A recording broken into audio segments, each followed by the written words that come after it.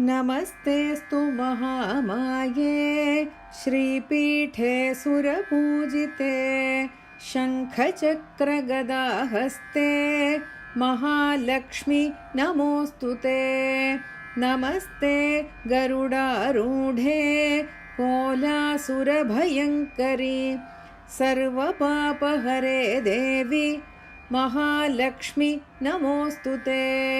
सर्वज्ञे सर्ववरदे सर्वदुष्टभयङ्करी सर्वदुःखहरे देवी महालक्ष्मी नमोऽस्तु ते।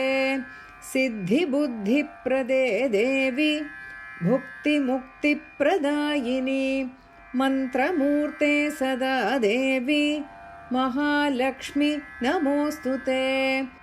आद्यन्तरहिते देवी आदिशक्तिमहेश्वरी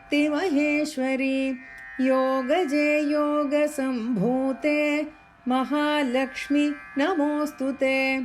स्थूलसूक्ष्ममहारौद्रे महाशक्तिमहोदरे महापापहरे देवी महालक्ष्मी नमोऽस्तु ते। पद्मासनस्थिते देवी परब्रह्मस्वरूपिणी परमेशी जगन्मातः महालक्ष्मी नमोऽस्तु ते। श्वेताम्बरधरे देवी नानालङ्कारभूषिते जगत्स्थिते जगन्मातः महालक्ष्मी नमोऽस्तु ते।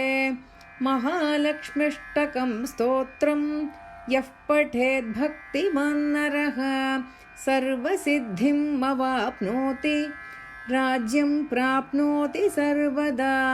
एककाले पठेन्नित्यं महापापविनाशनं द्विकालं यः पठेन्नित्यं धनधान्यसमन्वितः त्रिकालं यः पठेन्नित्यं महाशत्रुविनाशनं महालक्ष्मीर्भवेन्नित्यं प्रसन्ना वरदा शुभा।